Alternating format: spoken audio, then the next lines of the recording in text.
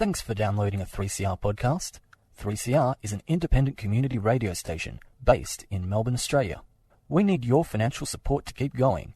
Go to www.3cr.org.au for more information and to donate online. Now stay tuned for your 3CR podcast.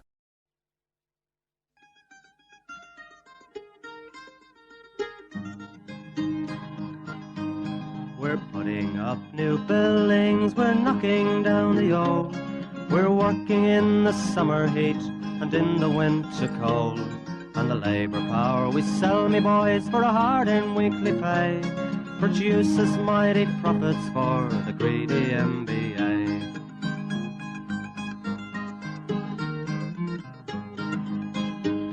And whether we were born here or born in Italy, in Greece, in Spain or Ireland, in England or Fiji, we all of us are workers, united we must stand, until the wealthy bludgers have been driven from our land.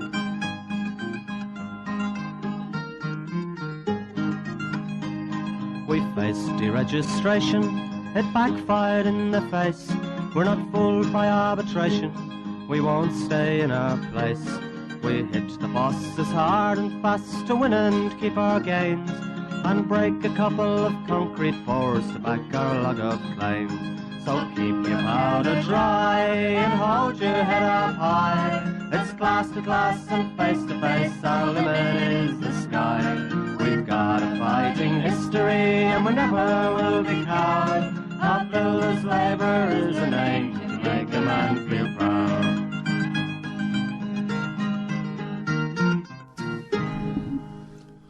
And it's good morning from the Concrete Gang, bright-eyed and bushy-tailed, Sunday morning, 9:30am, every morning on the 8:55am dial.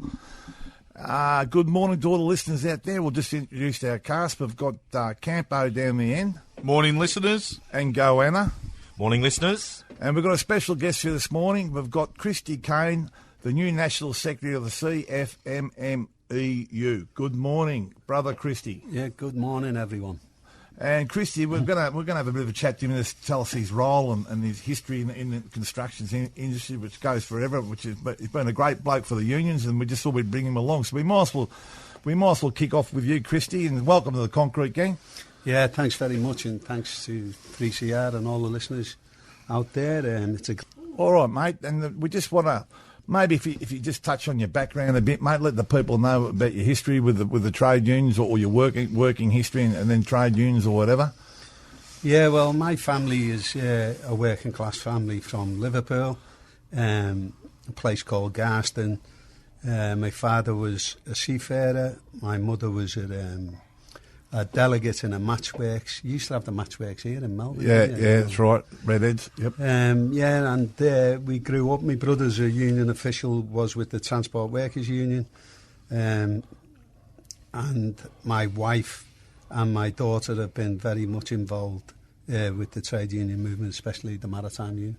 Geez, that's not a bad working class history. But so just go through where you started and how you got to the place you are now. So.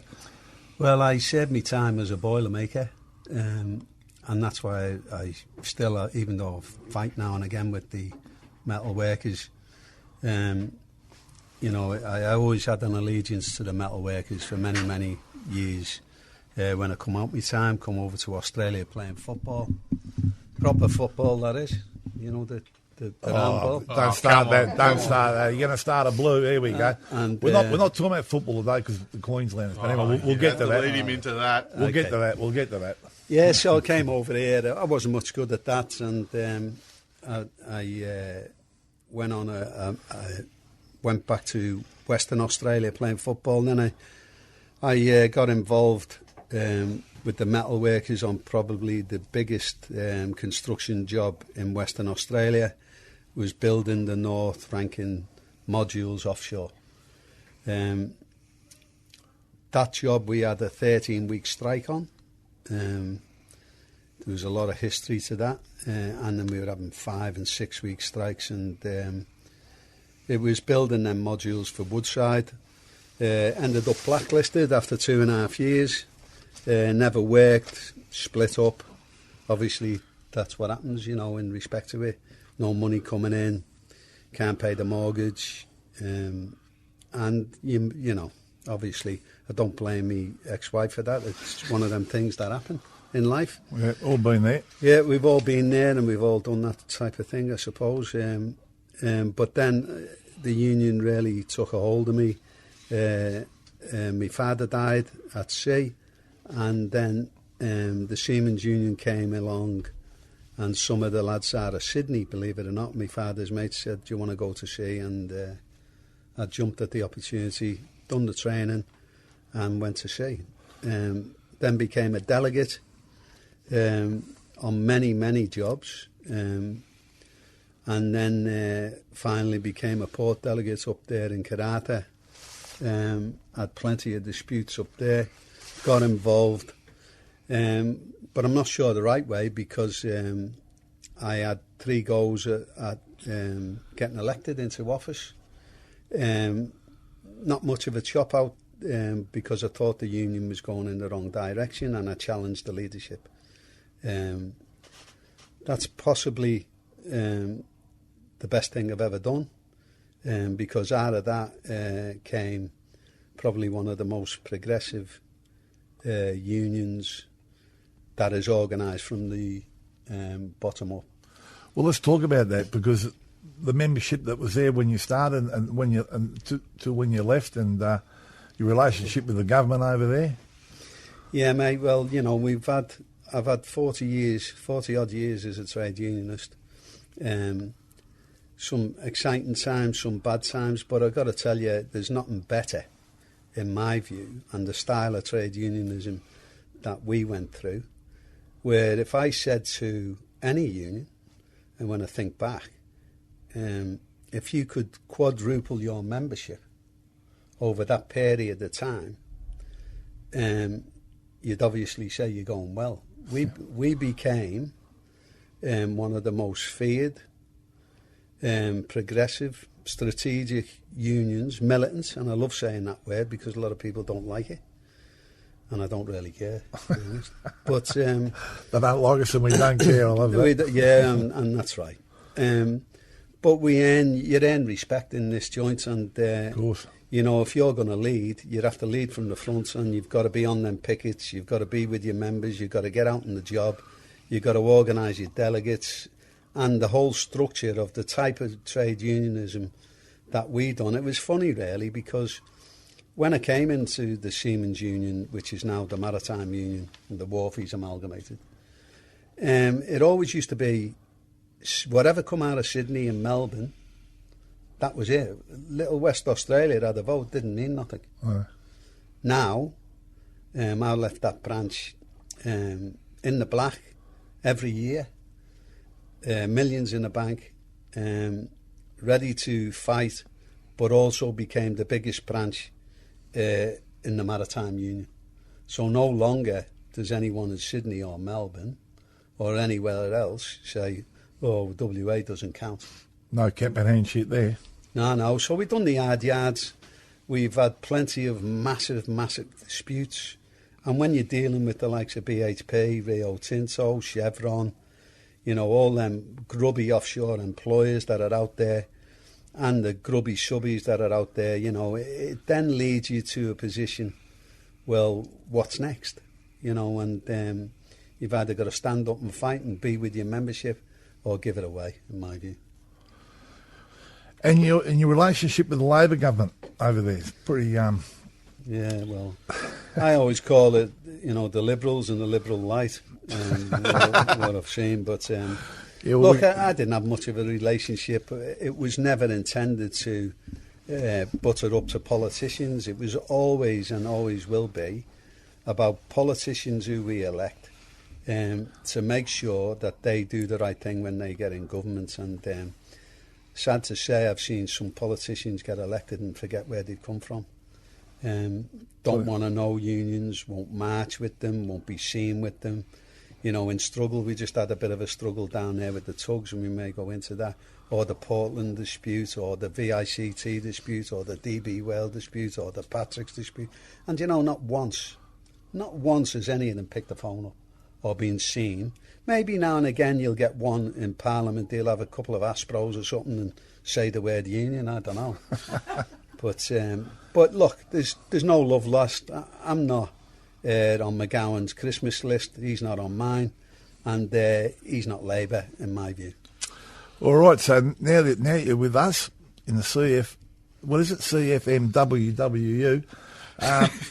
That's like sounds like a world fighting title, doesn't it? You know, Wrestling organisation. and it's probably appropriate, isn't it now? But so how do you find things here? So you can say what you like here in the Concrete Gang, but no one's going to, slap you on the back of the wrist here. Look, I was thinking when I come down here, I mean, I could have sat back in West Australia, just been elected again for another 4 years, with a vote of 93% of the membership. And I could have sat back for that 4 years, and then I was approached on a number of occasions to look at taking over this job, and there's some parameters around that. The type of trade unionism that I like to see is being inclusive. So that means everyone plays a role, from the Peggy on a building site to the seafarer to the manufacturing worker, to the stop and go. Is that what you call them, man? Yep. Stop and go. Everyone, to the indigenous people, to the women that's now coming on the job, and I see you had a great result with the toilets issue. What a how low can they get with some of them people? Well, I'll drop in there. We just won the not the Supreme Court, it's the High Court ruling. Yeah, so they've got to pay all costs and all that. That was the toilet thing we spoke about here several occasions, because it's been in about 3 different levels of courts, and in the end, the CFMMEU's won the case, and it was just over women's toilets. I mean, where are we heading? And what's that cost? What's that cost us to run through the courts? I know, of taxpayers' money. I just don't understand. But when you think about it, for all, and that's what I was trying to get to, I could have sat back, as I said, not got involved. But if anyone thinks that the union movement is going well, they're certainly not. 8% density in the union movement, blue collar, white collar. So I think we're on the wrong path, the wrong journey, and I intend to do as much as I possibly can collectively.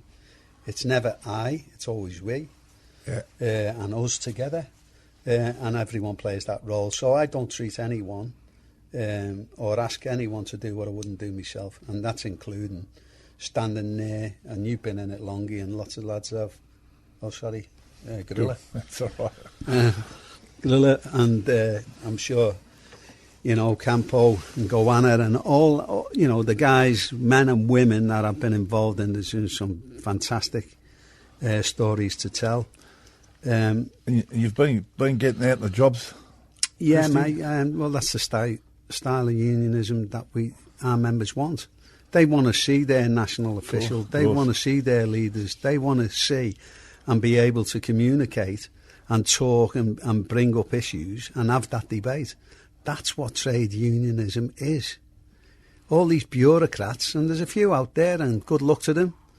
Try the answers, yeah. Yeah, and that's in our side, in respect to it.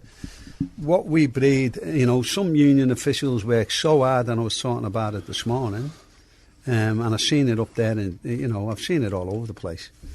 But I've got to say, they wear out. In West Australia, I reckon, in my tenure in office in 19 years, we lost 9 union officials. Yeah. Mental health issues, we never really looked at that. Family issues, we never looked at that.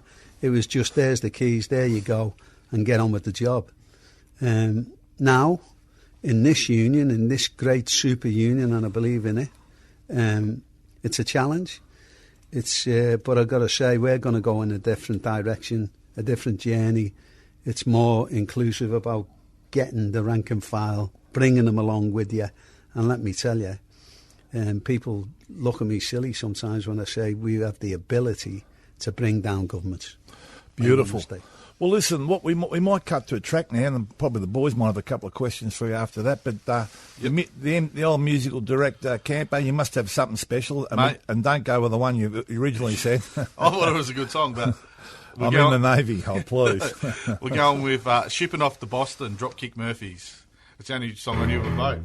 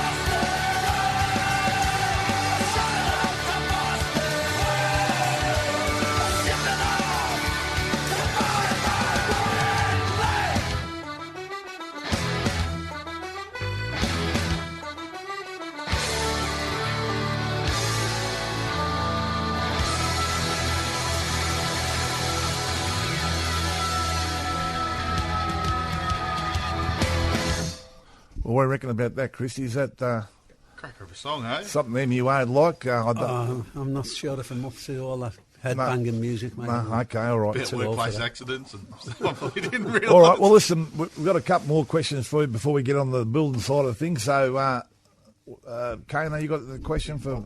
I'll go first. Oh.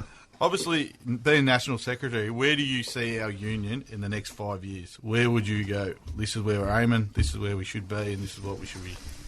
Well, firstly, we've got to bring the divisions together, and that in itself is a challenge.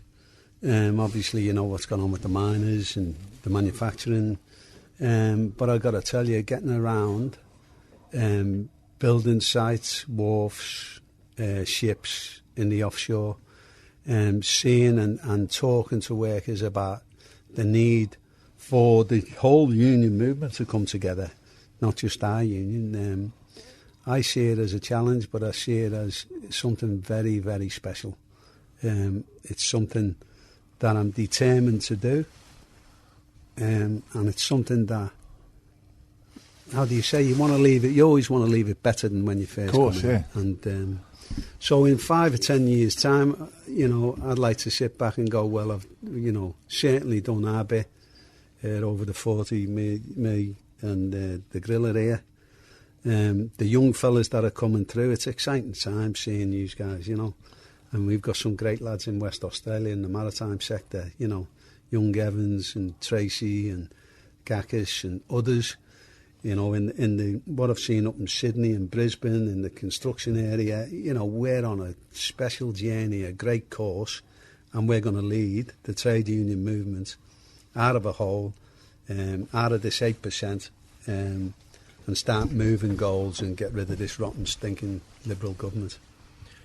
Okay, Christy, I suppose mine's more of a statement, but just listening to you speak in the past at meetings and on jobs, I suppose the things that I take out of it, frustrated as a worker that became a representative, unions and part of unions, this is generalising within Australia, and parts of what I would say ours have been let down by people not having the ability to come off the tools to represent workers. I'm a firm believer of what your strategy was in Western Australia, and letting the rank and file actually have control of the union and have representatives within the union. I think if you look at the union movement generally in Australia, you'll see that it's gone pear-shaped when we're involved in ALP and having career union officials that they go to school, union official, and use that as a stepping stone to get into the ALP. I think CFMMEU has been successful, where it has been successful, where it's rank and file unionists, people who are off the tools that actually know what we should be concentrating on and what our core values is. I think our union's successful because we're a shirt front union. We go out to the workers. We have a blue if there is needs to be a blue, and I think that the key thing you've said this morning is there's nothing wrong with being militant. They've tried to dirty the word up and make it a bad thing. Everything we've achieved has been through militant tactics, and we shouldn't be shy of that. We shouldn't be afraid to say that we are a militant union, and everything we have achieved, we've taken. The employers have given us nothing, and we've achieved it through militant tactics. And we shouldn't be afraid of being proud of that, because that's who we are: rank and file and militant. Yeah, exactly. And I've got to say, Goanna, I've got to say this to you in respect to time and time again. I mean, look, I'll give you an example. In West Australia, at the ALP conference over there was a dispute. Some unions put their hands up, these are leaders of unions, to get rid of nearly 2,000 wharfies jobs, to privatise a port, all because they wanted to get up the greasy pole of the ALP. And I got to tell you, that's not trade unionism. If you're in this game, you're spot on, mate. You want to see people come through who've worked on the job, who know how workers think, who haven't lost their way.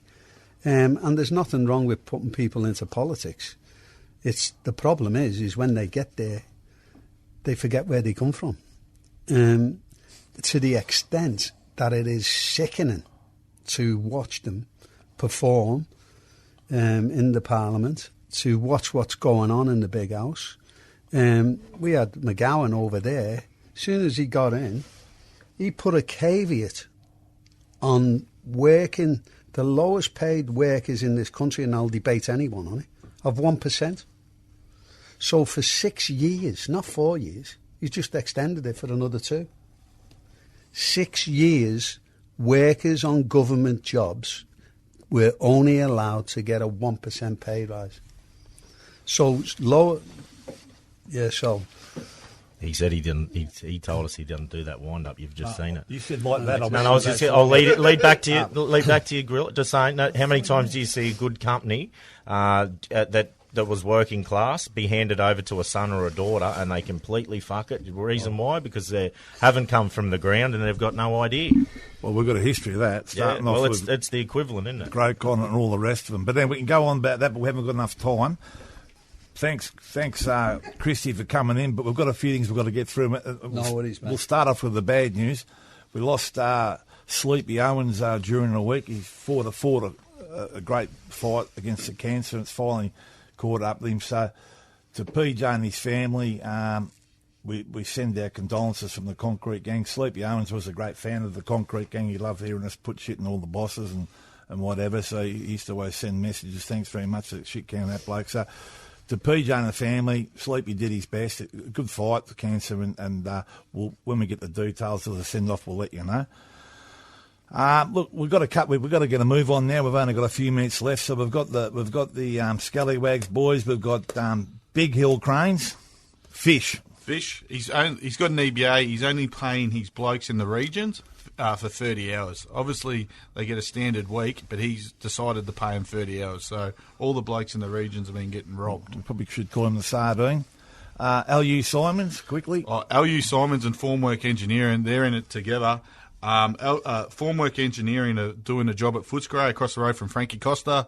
The panels on the job, they're on the 7th level. The panels all the way down to the bottom. None of them have been grouted.